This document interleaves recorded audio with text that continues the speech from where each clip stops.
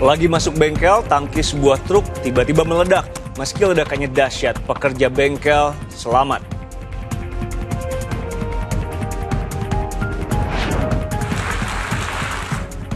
Pidato Presiden Prabowo di KTT PBB untuk penyelesaian masalah Palestina, solusi dua negara, jika Israel akui Palestina maka Indonesia akan akui Israel. Seorang pengendara motor yang mengaku sebagai anggota bertindak arogan hingga menganiaya penjaga rumah selebritas Zaskia Adya-Meka yang sedang mengantar anak Zaskia.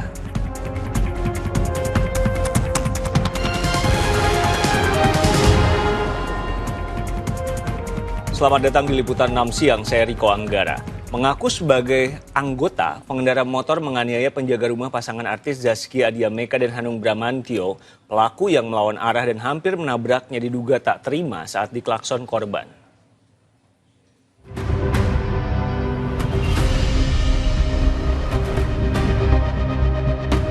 Aksi arogansi pengendara roda 2 kembali terjadi di tengah macetnya jalanan ibu kota. Kali ini penjaga rumah pasangan selebritas Zaskia Adya-Meka dan Hanung Bramantyo jadi korban pemukulan. Kejadian bermula saat korban berboncengan mengantar anak kedua Zaskia dan Hanung ke sekolah. Saat korban melintas di Jalan Ampera Raya, Jakarta Selatan, korban hampir ditabrak pelaku yang diduga berkendara melawan arah. Saat korban membunyikan klakson, pelaku tak terima, berujung dengan mengadang dan memukul korban. Pelaku sempat membentak dan mengaku sebagai anggota.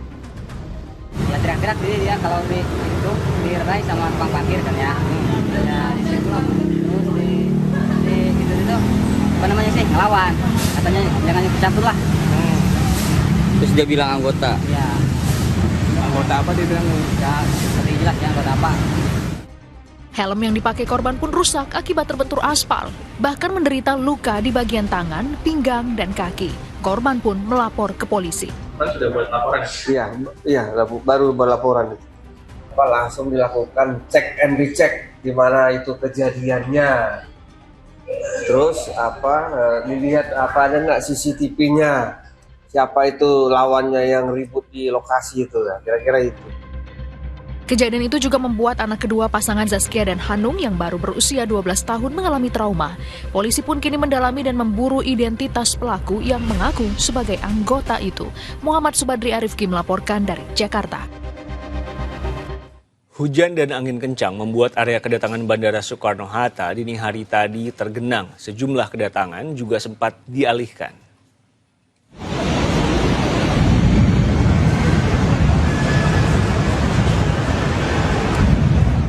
Genangan air terlihat di area kedatangan internasional Bandara Soekarno-Hatta, Tangerang, Banten pada Selasa dini hari. Genangan terjadi usai hujan lebat disertai angin kencang yang mengguyur sejumlah wilayah pada Senin malam. Akibat genangan, para pengguna jasa Bandara Soekarno-Hatta sempat dialihkan ke pintu kedatangan lainnya. Ya, nggak tinggi, cuman luber lah masuk sini. Sempat dialihkan ke Terminal 2 tuh, pintu 2, gate 2. Nah, tadi udah diberesin, baru itu satu lagi. Selain itu, akibat hujan lebat dan angin kencang, sejumlah pendaratan di Bandara Soekarno-Hatta dialihkan ke bandara lain, salah satunya Bandara Changi Airport Singapura. Selasa pagi, area kedatangan internasional telah kembali normal. Taufik Saleh melaporkan dari Tangerang, Banten. Warga Bandung dan sekitarnya dihebohkan dengan keberadaan awan tebal disertai petir menghiasi langit. BMKG menyebut fenomena itu adalah awan cumulonimbus.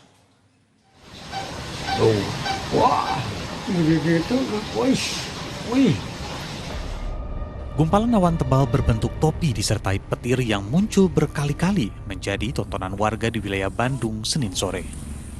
Fenomena yang jarang terjadi ini kemudian viral di media sosial.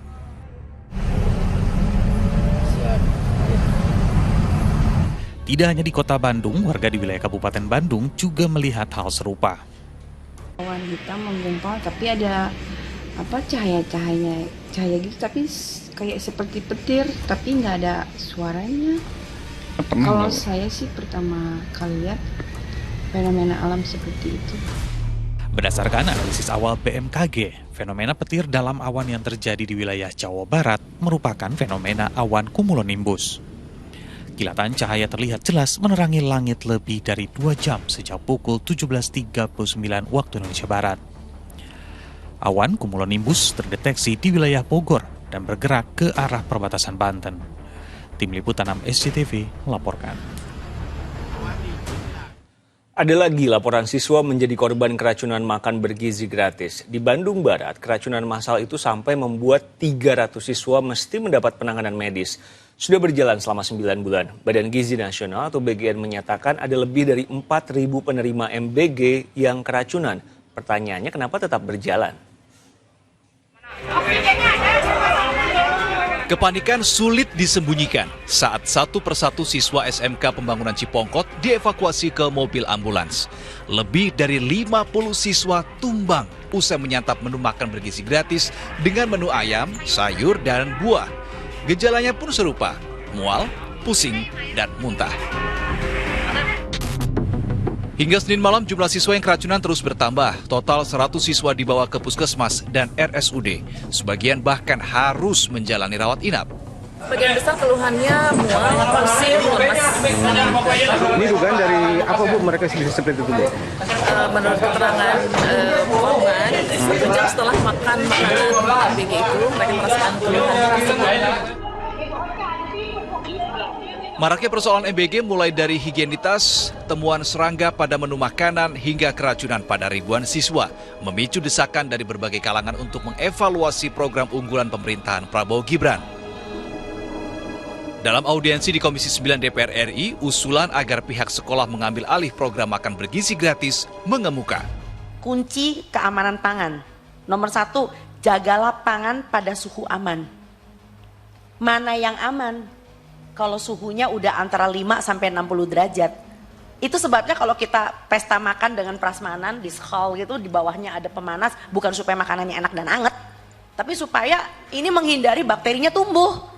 So pastikan bahwa makanan yang dibagi itu tidak masuk ke suhu 60 derajat ke bawah. Nah pikirin, cara satu-satunya adalah barangkali geser SPPG-nya ke kantin sekolah. Kalau memang sistem yang diberlakukan sekarang tidak lagi ideal, yang akhirnya menimbulkan banyak kasus keracunan, maka harus dipikirkan sistem lain, ya, opsi lain. Misalnya dengan pola menyiapkan makanan di dapur sekolah, ya, atau misalkan bahkan memberikan langsung uang tunai kepada keluarga yang membutuhkan untuk bisa menyiapkan makanan bagi anak-anaknya. Sejak pertama kali berjalan pada Januari 2025, Badan Gizi Nasional mencatat ada 45 kasus keracunan atau kejadian luar biasa. Insiden ini menyebabkan 4.711 penerima manfaat mengalami berbagai gejala keracunan. Terkait hal ini, Badan Gizi Nasional akan segera membentuk tim investigasi. Saya akan membentuk tim investigasi di bidang menu makanan atau dapur. Kenapa? Karena sering beredar seolah-olah makanannya kok seperti ini, padahal dari yang laporan kami terima itu tidaklah demikian. Selasa pagi, keracunan massal siswa di Cipongkor, Kabupaten Bandung Barat kian meluas. Kini terdapat setidaknya 300 siswa yang mau tak mau ditampung di aula kecamatan lantaran kapasitas puskesmas dan RSUD yang tak lagi mencukupi. Sementara sampel makanan yang diduga basi telah dikirim ke laboratorium. 9 bulan program makan bergizi gratis berjalan. Sebanyak 1 miliar porsi makanan telah dimasak. Sebuah pencapaian, namun juga ironi. Kenapa tetap dipaksakan berjalan saat ada ribuan yang keracunan? Tim Liputan SCTV melaporkan. Yang juga jadi sorotan, pidato Presiden Prabowo di konferensi tingkat tinggi atau KTT PBB untuk penyelesaian masalah Palestina disambut tepuk tangan. Presiden kembali menegaskan bahwa penyelesaian damai atas masalah Palestina adalah implementasi solusi 2 negara. Indonesia akan mengakui Israel jika Israel mengakui Palestina. We must recognize Palestine now. We must stop the humanitarian catastrophe in Gaza. Thank you very much. Indonesia kembali menegaskan dukungannya terhadap Palestina dan menyuarakan perdamaian untuk mengakhiri konflik di Gaza. Hal itu kembali disampaikan oleh Presiden Prabowo di Forum KTT Penyelesaian Damai untuk Palestina di Gedung Majelis Umum PBB New York yang diselenggarakan pemerintah Prancis dan Kerajaan Arab Saudi. we must guarantee statehood for Palestine, but Indonesia also declares that once Israel recognizes the independence and the statehood of Palestine, Indonesia will immediately recognize the state of Israel, and we will support all guarantees for the security of Israel. Therefore, Indonesia once again reiterates its commitment to the two-state solution in the Palestine problem. Two-state solutions atau solusi dua negara untuk mengakhiri konflik di jalur Gaza memang terus mengemuka dalam rangkaian sidang umum PBB di New York. Selain disuarakan oleh Presiden Prabowo, hal itu juga disepakati pemimpin negara yang lain. Selasa pagi waktu New York atau pukul 8 malam nanti waktu Indonesia, Presiden Prabowo akan kembali berpidato, namun dalam sesi debat umum di sidang umum ke-80 PBB. Pidato yang akan disampaikan Presiden Prabowo nanti akan menjadi pidato langsung Presiden Indonesia di PBB usai lebih dari 10 tahun. Rangkaian kebakaran hebat terjadi di sejumlah wilayah termasuk di ibu kota. Informasi terkini, gudang karpet di wilayah Agung Karya Sunter, Jakarta Utara ludes terbakar. Percikan api yang diduga berasal dari circuit breaker yang menyambar mesin hingga bahan tekstil mudah terbakar di sekitarnya. Tembok dan atap gudang ambruk, 18 unit mobil pemadam dikerahkan. Api padam 1 jam kemudian, pendinginan masih dilakukan. Sebuah bangunan yang menjadi tempat pengelolaan tembakau di kawasan Curah Dukuh, Pasuruan terbakar. Kobaran api yang membesar cepat membuat para karyawan berhamburan keluar pabrik, seluruhnya selamat. Api bisa dipadamkan sekitar 3 jam kemudian. Penyebab kebakaran masih diselidiki.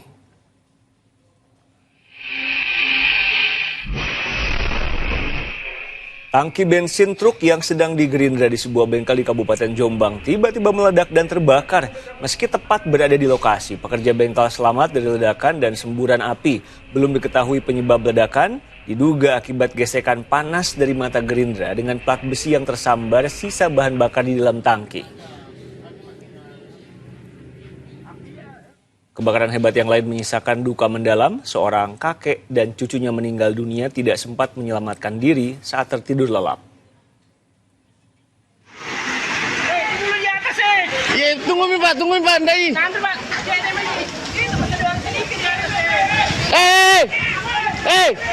Ini.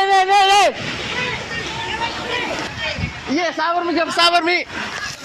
Kebakaran hebat membuat warga Jalan Menara Parepare, Sulawesi Selatan panik.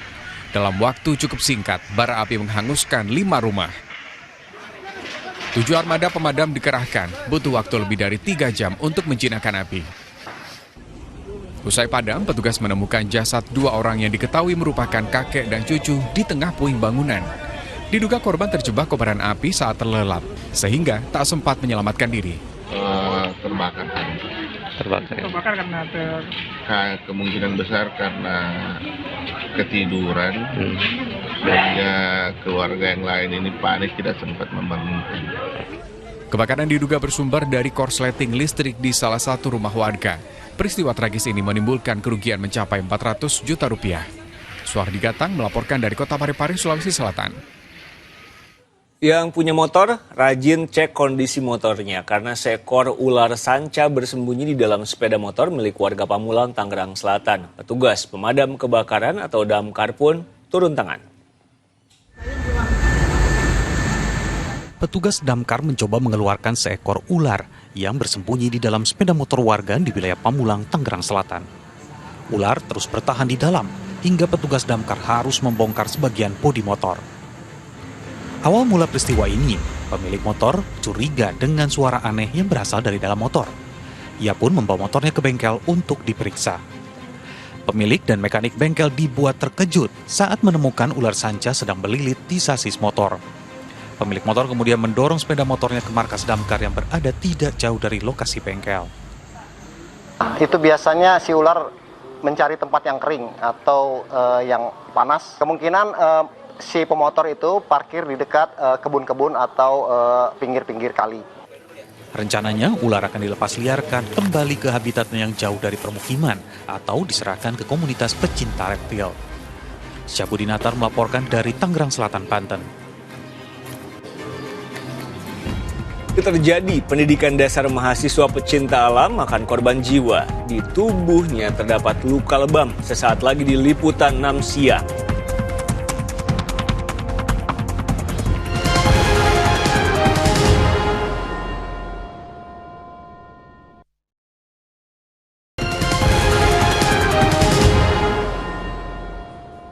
Seorang mahasiswa meninggal dunia setelah mengikuti pendidikan dasar mahasiswa pecinta alam atau MAPALA. Di tubuhnya ditemukan luka lebam. Korban juga sempat muntah darah saat dirawat di rumah sakit.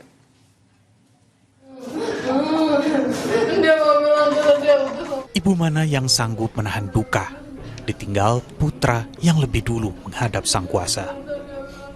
Apalagi ia pergi dengan cara yang amat tak terduga. Mahasiswa jurusan sejarah Universitas Negeri Gorontalo itu kini terbaring kaku di kamar jenazah Rumah Sakit Alosabu. Muhammad Jackson mulanya mengikuti program pendidikan dasar mahasiswa pecinta alam di Desa Tapadaa. Entah apa yang terjadi, ia tiba-tiba menelepon sahabatnya untuk menjemputnya ke lokasi karena sakit. Dalam dia minta jemput itu, dia bilang katanya kak jemput saya, katanya saya sakit, bawa saya di rumah sakit. Saya kira mungkin cuma lecet apa, luka apa bagaimana. Pas tiba di sana, ternyata saat tiba di lokasi itu di sekitar MAPALA, ternyata kondisinya sudah tidak baik, mukanya sudah bengkak, tidak berbentuk, terus dia bicara sudah bisa bersuara. Polisi telah menggelar pemeriksaan terhadap jenazah mahasiswa usia 19 tahun itu, namun pihak keluarga menolak autopsi. Hasilnya sudah disepakati bahwa dari awal pihak keluarga tidak mempermasalahkan terkait meninggalnya almarhum. Jadi rencana setelah nanti hari ini dilakukan visum et repertum, jenazah akan dibawa ke Muna. Pihak Universitas Negeri Gorontalo pun hingga saat ini belum memberikan keterangan terkait meninggalnya salah satu mahasiswanya usai mengikuti kegiatan Diksar MAPALA. Afrianto Usman melaporkan dari Gorontalo. Kejadian darurat yang bisa terjadi dimanapun, mengganti ban bocor di pinggir jalan.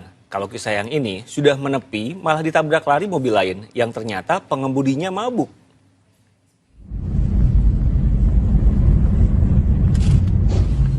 Inilah visual dari kamera dashboard detik-detik minibus menabrak dua orang yang sedang mengganti ban mobil di Jalan Kanigoro, Kota Blitar pada Minggu malam. Usai menabrak, sopir minibus malah langsung tancap gas. Salah satu korban sempat terseret sejauh 600 meter.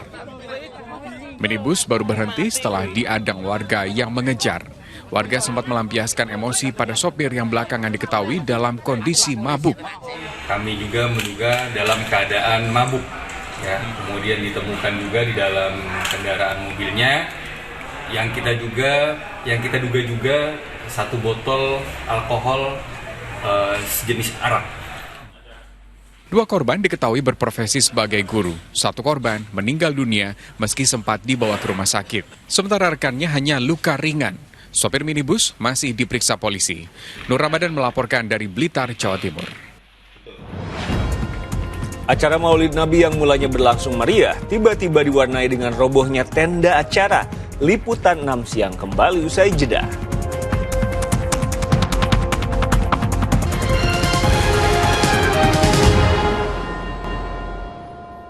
Sebuah kapal ditemukan sedang berlayar di tengah laut dalam kondisi kosong tanpa awak. Diduga awak kapal itu tercebur ke laut. Kapal kayu ini pertama kali ditemukan oleh nelayan di perairan Pulau Balang Kadi, Kabupaten Pangkep, Sulawesi Selatan. Saat ditemukan, kapal yang berputar-putar tanpa arah itu dalam kondisi kosong, tanpa awak. Nelayan kemudian melaporkannya ke aparat desa setempat. Diduga awaknya tercebur ke laut. Tim SAR gabungan mencari, namun hingga Senin pagi belum ada tanda-tanda keberadaan awak kapal itu. Acara Maulid Nabi yang mulanya berlangsung meriah diwarnai dengan robohnya tenda acara. Meski sejumlah warga tertimpa, tidak ada korban jiwa.